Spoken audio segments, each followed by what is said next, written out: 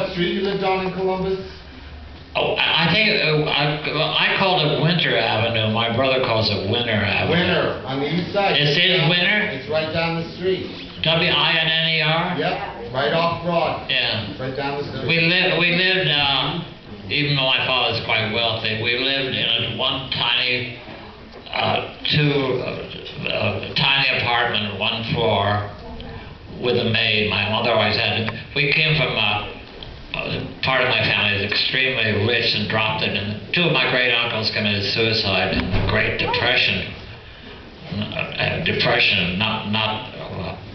Anyway, how many will commit suicide in this fucking Bush era? But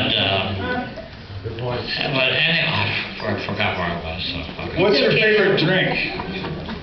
It used to be Bacardi and Coke. No, but it's all right with a bottle.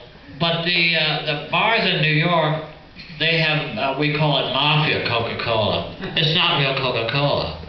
So unless they have bottled Coke, I don't drink it. But this is perfect.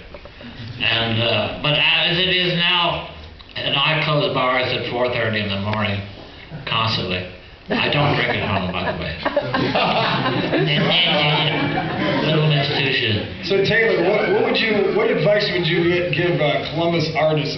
Paul, that's what you were asking, right? Yes. To get this town going artistically, what would you suggest?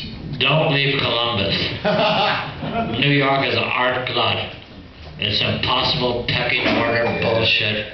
And to get into a good gallery and then to be promoted is so political and crap.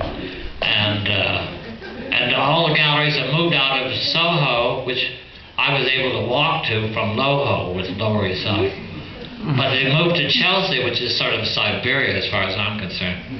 But when in the 50s, 40s, 50s, 60s, there were like 500 artists in New York. Now there are 50,000 or 500,000 artists in New York. So try to make something like this. My God, in New York, I only have 6 people a week come to see me. So make your own theater here. Make your own art galleries. Because New York is a heartbreaker, and God, my apartment is worth 5-10 times what I'm paying for it. And So boy, I have to go to court every couple of weeks. listening to the art historians at the Wexner Center Symposium that was yesterday and today, they weren't at the factory. They didn't participate. But there's 2 schools. One of them says